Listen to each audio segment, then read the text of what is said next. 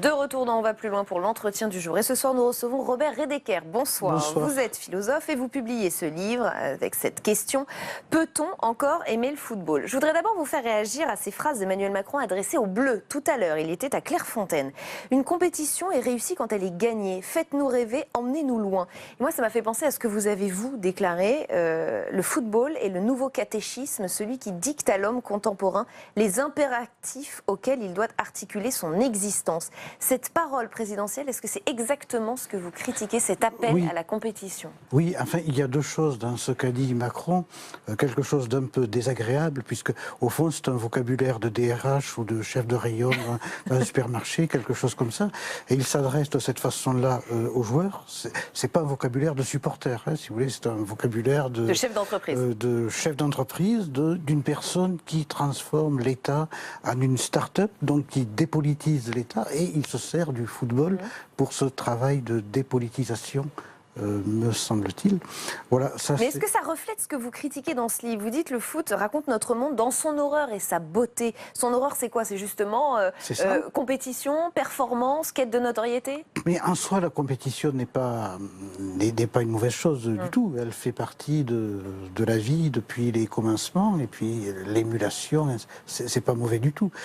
Ce qui est mauvais, c'est de faire de la compétition une valeur absolue, l'alpha et l'oméga de l'existence, et de prôner la compétitivité comme étant le sens de la vie. Et là, c'est tout autre chose, et c'est au fond une sorte d'annexion du football et de la politique à une vision économique de l'univers. Donc c'est finalement la réduction de tout à l'économie. Si bien que le livre, où mon propos n'est pas finalement tellement une critique du football, que j'aime bien, au fond, ou peut-être plus que bien, je ne sais pas.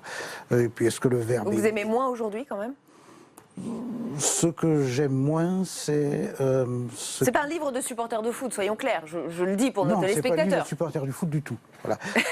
Soyons honnêtes. Ce qui est peu aimable là-dedans, c'est ce que le foot est devenu, et donc c'est tout l'entourage mercantile du foot. Hein, Bien sûr. Cela. Et c'est aussi ce que le spectacle est devenu. Voilà.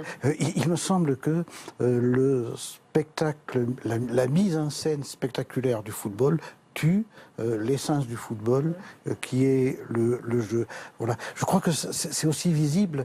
On le voit tous les jours, voilà, autour de la frénésie autour de Zidane, de Neymar. C'est ça qui vous fâche? Tout ça fait disparaître le jeu, fait disparaître l'intérêt pour le football, a aussi pour conséquence d'uniformiser les différents styles de jeu de la planète. Peut-être aurons-nous le temps d'en reparler.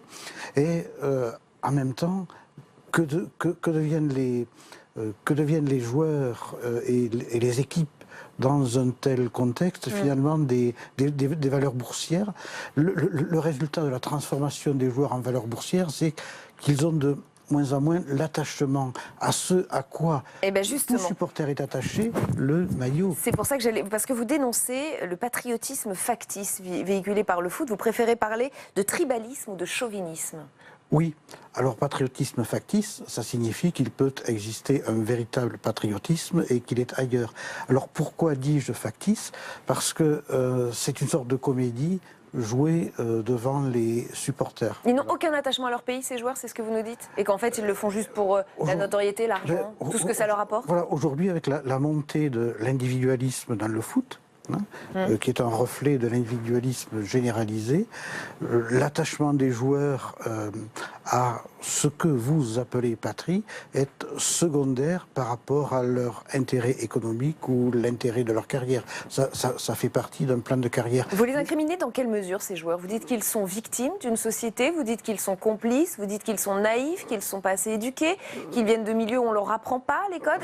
Qu'est-ce que vous pensez de ces joueurs? Il ne faut pas les incriminer, parce que les joueurs sont des hommes comme vous et moi, enfin, issus d'une société, voilà, issus d'une société, souvent de milieux sociaux très défavorisés, donc où l'éducation n'a pas toujours été ce qu'elle aurait dû être. Bon, il faut bien avoir cela en vue et analyser le phénomène. C'est-à-dire l'individualisation ou l'individualisme dont nous parlons, c'est les joueurs comme reflet de tout ce qui se passe dans la société. D'où l'idée que j'ai eue, c'est que le football finalement est une fable. Voilà. Vous connaissez, vous vous souvenez de votre enfance. Tiens, le ministre remet ça à la mode, les fables de La Fontaine. Oui. Et finalement, ces fables nous disaient, c'est le contraire des storytelling, qui voilà, nous disaient ce qu'était vraiment le monde, ce qu'étaient vraiment les hommes dans leur horreur et la beauté également. Et les fables, c'est un récit qui se termine par une morale qui dit la vérité du monde. Et il me semble que dans tous les matchs de football, nous avons cela.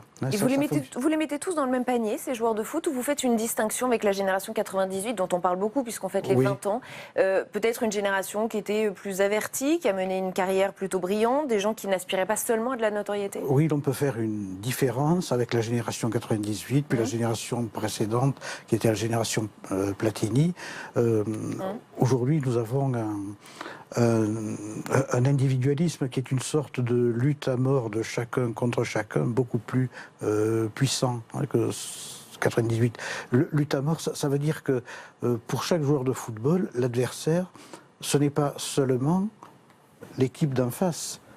L'adversaire, ce sont les joueurs qui sont à côté, ce que montre bien d'ailleurs le dépit de Rabiot lorsqu'il a vu qu'il n'était que sur la liste des remplaçants, coiffeurs, comme on dit dans le milieu. Et vous admettez qu'ils nous font du bien aussi, ces joueurs de foot, ces équipes qui gagnent cette Coupe du Monde? Vous allez la regarder, cette Coupe du Monde? Mais qu'ils gagnent ou qu'ils perdent. Ça crée de la cohésion? Voilà, ils nous rassemblent et c'est un moment court, volatile, ça ne dure pas. C'est un moment où finalement nous nous intéressons tous à la même chose, mais c'est pas l'intérêt. Et ce n'est pas rien de nos jours? Voilà, nous avons tous le même élan. Le même sentiment. Et c'est précieux peut-être aujourd'hui. C'est plutôt du côté de l'affectif, d'une unité dans l'affectif. Merci beaucoup Robert Redeker d'être venu nous parler de votre livre qui pose donc cette question: peut-on encore aimer le football? Je suis sûre que ça passionnera de nombreux téléspectateurs. Merci infiniment. C'est la fin de cette émission. On se retrouve à la même heure sur Public Sénat demain. Publicsénat.fr pour retrouver les articles de la rédaction, les émissions en replay. Et puis l'invité de Territoire d'Info demain, c'est Stéphane Travert, ministre de l'Agriculture.